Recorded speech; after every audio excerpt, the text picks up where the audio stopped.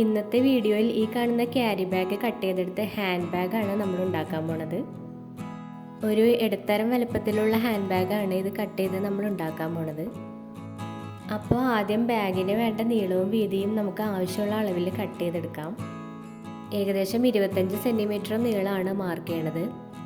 നമ്മൾ എടുക്കുന്ന carry bag നല്ല ക്വാളിറ്റി ഉള്ളതായിരിക്കാൻ ശ്രദ്ധിക്കണേ, അല്ലെങ്കിൽ ചിലപ്പോൾ അത് പെട്ടെന്ന് കീറിപ്പോകാനുള്ള സാധ്യതയുണ്ട്. ഇതിൻ്റെ വീതി 25 സെൻറ്റിമീറ്റർ തന്നെ ഉണ്ട്. വീതി നമുക്ക് അത്രയും അളവ് തന്നെ എടുക്കാം. അപ്പോൾ നമ്മൾ മാർക്ക് ചെയ്ത് വെച്ചിരുന്ന ഭാഗം ഒന്ന് കട്ട് ചെയ്ത് മാറ്റാം.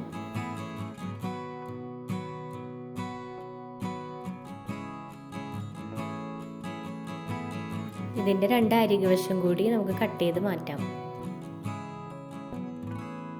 ഈ സഞ്ചിയുടെ മടക്ക് നിവർത്തി കഴിയുമ്പോൾ ഇതിൻ്റെ നീളം മൊത്തം 50 സെൻറ്റിമീറ്റർ ഉണ്ടാവും. ബാഗിന് ലൈനിങ് വെച്ച് കൊടുക്കണം. ഇതേ അളവിൽ തന്നെ ഒരു കോട്ടൻ്റെ തുണി കട്ട് ചെയ്തെടുത്തിട്ടുണ്ട്. പിന്നെ നമ്മൾ ഡ്രസ്സ് തയ്ക്കുമ്പോൾ കഴുത്തേലൊക്കെ വെച്ച് പിടിപ്പിക്കുന്ന ഒരു ഷീറ്റില്ലേ, അപ്പോൾ ആ ഷീറ്റ് കൂടി ഇതേ അളവിൽ കട്ട് ചെയ്തെടുത്തിട്ടുണ്ട്. അതുകൂടി ലൈനിങ് ആയിട്ട് വെച്ച് കൊടുക്കാം. എന്നിട്ട് ഇത് 3 കൂടി വെച്ചിട്ട് ഒന്ന് അയൺ ചെയ്തെടുക്കാം. നമ്മൾ ലൈനിങ് വെക്കുന്ന തുണി നല്ല കട്ടിയുള്ളതാണെങ്കിൽ ഈ ഷീറ്റ് വെക്കേണ്ട ആവശ്യമില്ല കേട്ടോ.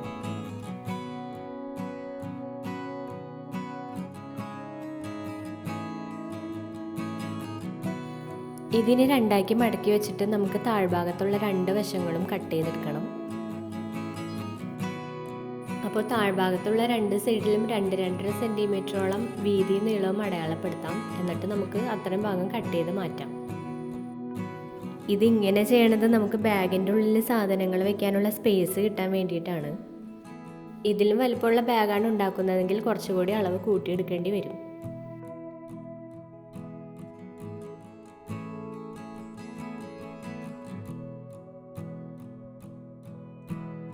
നമുക്കിനി ലൈനിങ് ഈ ക്യാരി ബാഗിൽ തയ്ച്ച് പിടിപ്പിച്ചെടുക്കാം. ഇതിങ്ങനെ നീളത്തിൽ തന്നെ വെച്ചിട്ട് ഒരു വശം ഒഴിച്ച് ബാക്കി എല്ലാ സൈഡും നമുക്ക് തയ്ച്ചെടുക്കണം. ഒരു സൈഡ് ഒഴിച്ചിടുന്നത് നമുക്കിത് തയ്ച്ച് കഴിഞ്ഞിട്ട് ഇതിനെ മറിച്ചിടണം, അതിന് വേണ്ടിയിട്ടാണ്. അപ്പോൾ നമുക്കിതൊന്ന് തയ്ച്ചെടുക്കാം.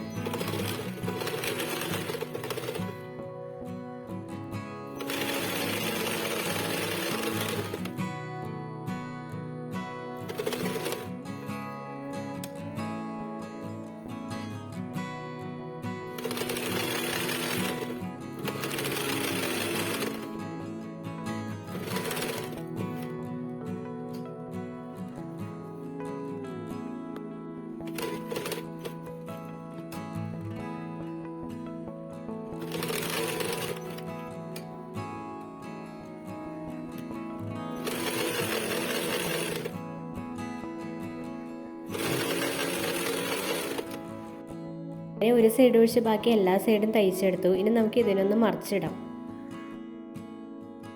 ഇത് മറിച്ചിടുമ്പോൾ നമ്മൾ ലൈനിങ് ആയിട്ട് വെച്ച ഷീറ്റ് ഉള്ളിലേക്ക് പോകാനായിട്ട് ശ്രദ്ധിക്കണം. കോട്ടൻ്റെ തുണിയും ക്യാരി ബാഗുമാണ് 2 സൈഡിലായിട്ടും വരേണ്ടത്. ഫുള്ളായിട്ട് മറിച്ചിട്ട് കഴിഞ്ഞിട്ട് നമ്മൾ ഒരു സൈഡ് കൂടി തയ്ക്കാനുണ്ട്. അപ്പോൾ അതും കൂടി നമുക്ക് ഉള്ളിലേക്ക് ഇങ്ങനെ മടക്കി വെച്ചിട്ട് തയ്ച്ചെടുക്കാം. അങ്ങനെ അതും സ്റ്റിച്ച് ചെയ്തെടുത്തു. ഇനി നമുക്ക് ഈ ബാഗിനെ 2 മടക്കി വെച്ചിട്ട് ബാഗിൻ്റെ 2 സൈഡും തയ്ച്ചെടുക്കാം.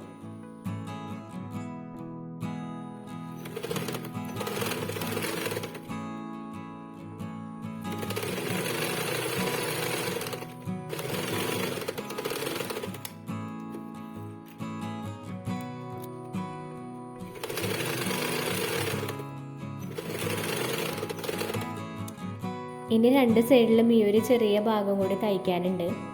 അപ്പോൾ അതിങ്ങനെ ഓപ്പോസിറ്റ് സൈഡിലേക്ക് സ്ട്രെയിറ്റ് ആയിട്ട് പിടിച്ചു കൊടുത്തിട്ട് അതും കൂടി തയ്ച്ചെടുക്കാം.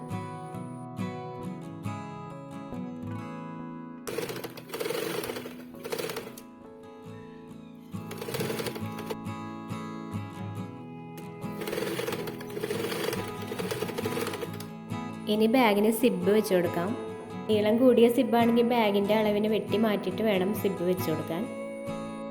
ആദ്യം സിബിൻ്റെ ഒരു സൈഡ് ബാഗിൻ്റെ ഒരു സൈഡിൽ ഉൾവശത്ത് വെച്ചിട്ട് ഇങ്ങനെ തയ്ച്ചെടുക്കാം.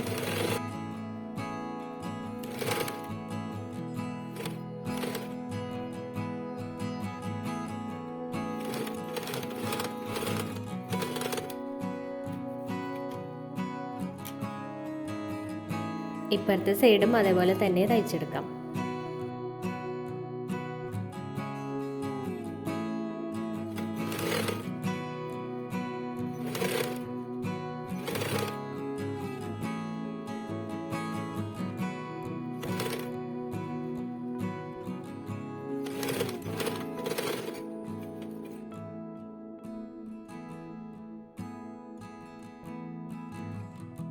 അങ്ങനെ ബാഗിൻ്റെ സ്റ്റിച്ചിങ് പണികളൊക്കെ കഴിഞ്ഞു. ബാഗിന് വള്ളി വെച്ചിട്ടില്ല, അത് നമുക്ക് ലാസ്റ്റ് വെക്കാം. അപ്പോൾ അതിനു മുമ്പ് നമുക്ക് ബാഗിൽ എന്തെങ്കിലും ഡിസൈൻ വർക്കൊക്കെ ചെയ്ത് ഒന്ന് സുന്ദരിയാക്കി എടുക്കാം. ഇത് നമ്മൾ ഡ്രസ്സിലൊക്കെ പിടിപ്പിക്കുന്ന ലേസിൻ്റെ ഒരു പീസാണ്. ഇത് നമുക്ക് ബാഗിലേക്ക് ഇങ്ങനെ വെച്ച് ഒട്ടിച്ചു കൊടുക്കാം. ഒട്ടിക്കുന്നതിന് മുമ്പായിട്ട് ഈ ലേസിൻ്റെ സൈഡ് വശം ഒന്നും കൂടി ഒന്ന് കട്ട് ചെയ്ത് ലെവൽ ചെയ്തെടുക്കുകയാണ്.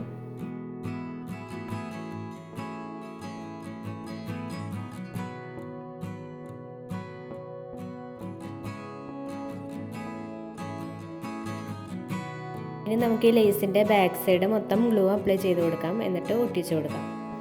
ഇങ്ങനെ ഒട്ടിക്കുന്നതിന് പകരമായിട്ട് നമുക്കിത് ബാഗിൽ വെച്ച് തുന്നിയെടുത്താലും മതി കേട്ടോ.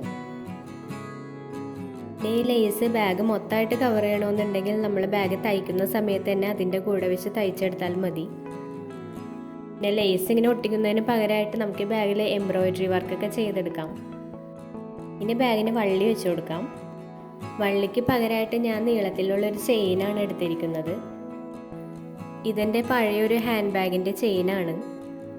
ഇത് ബാഗിൻ്റെ 2 സൈഡിലായിട്ട് ഇങ്ങനെ കൊളത്തിയിട്ട് കൊടുക്കണം.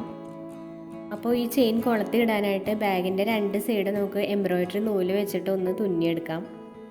നമ്മൾ ഡ്രസ്സിൽ കൊളത്തൊക്കെ പിടിപ്പിക്കാനായിട്ട് തുന്നിയെടുക്കില്ല, അതുപോലെ തുന്നിയെടുക്കാം. പിന്നെ ത്രെഡ് ഉപയോഗിക്കുമ്പോൾ സാധാരണ തയ്ക്കണ ത്രെഡ് ഉപയോഗിക്കരുത്, വേഗം പൊട്ടിപ്പോരും. ഇതുപോലെ എംബ്രോയിഡറിയുടെ കുറച്ച് കട്ടിയുള്ള ത്രെഡായിരിക്കും നല്ലത്.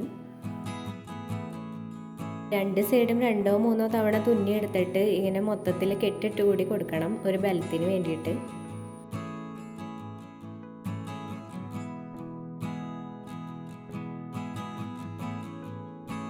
രണ്ട് സൈഡും അങ്ങനെ തുന്നിയെടുത്തിട്ടുണ്ട്. ഇനി ഈ ചെയിൻ ഇതിലേക്ക് തൂക്കിയിട്ട് കൊടുക്കാം.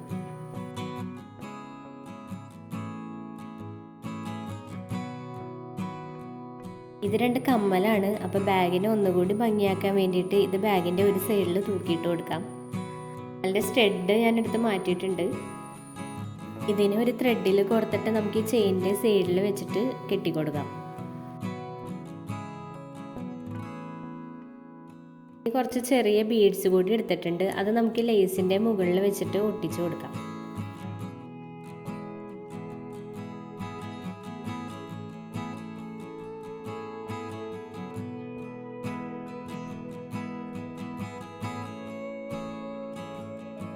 ബീഡ്സ് കൂടി ഒട്ടിച്ചപ്പോൾ നമ്മൾ ഒട്ടിച്ച ലേസ് കാണാൻ ഒന്നും കൂടി ലുക്കായിട്ടുണ്ട്. ഇപ്പോൾ ക്യാരി ബാഗ് വെച്ചുള്ള ബാഗ് റെഡി ആയിട്ടുണ്ട്. ഇനി നമുക്ക് ഇതിലേക്ക് കുറച്ച് സാധനങ്ങൾ കൂടി ഇട്ട് നോക്കാം. അപ്പോൾ ആദ്യം തന്നെ നമുക്ക് ബാഗിലേക്ക് ഐശ്വര്യമായിട്ട് മൊബൈൽ ഫോൺ തന്നെ വെക്കാം. മൊബൈൽ ഇല്ലാണ്ട് എന്ത് ബാഗല്ലേ. ഇനി ഞാൻ എൻ്റെ ടവൽ വയ്ക്കുന്നുണ്ട്, പിന്നെ എൻ്റെ കണ്ണട, മാസ്ക്, പിന്നെ ക്യാഷ് വേണ്ടേ, അപ്പോൾ ഒരു 200 നോട്ട് കൂടി ഇതിലേക്ക് ഇട്ടേക്കാം. എൻ്റെ ബാഗിൽ സ്ഥിരമായിട്ട് ഉണ്ടാവാറുള്ള ഐറ്റംസൊക്കെയാണ് ഇതൊക്കെ. ഇത്ര ഇട്ടാൽ തന്നെ നമ്മുടെ ബാഗ് ഫില്ലായി. ഇതിനെ നമുക്ക് പാർട്ടി വെയർ ബാഗായിട്ടൊക്കെ ഉപയോഗിക്കാവുന്നതാണ്. ലേസൊക്കെ ഒട്ടിച്ചേക്കുന്നത് കൊണ്ട് പാർട്ടി വെയറിൻ്റെ ഒരു ലുക്കൊക്കെ ആയിട്ട് വന്നിട്ടുണ്ട്. ഇത്രയും വലിപ്പം വേണ്ടാന്നുണ്ടെങ്കിൽ നമ്മൾ 25 സെൻറ്റിമീറ്ററാണ് എടുത്തത് അളവ്. അപ്പോൾ ഇതൊരു 20 സെൻറ്റിമീറ്ററൊക്കെ എടുത്താൽ മതിയാവും. അപ്പോൾ ഇനി അടുത്തൊരു വീഡിയോ ആയിട്ട് വീണ്ടും കാണാം. വീഡിയോയെക്കുറിച്ചുള്ള അഭിപ്രായങ്ങൾ കമൻറ്റ് ബോക്സ് വഴി അറിയിച്ചോളൂ. Thank you.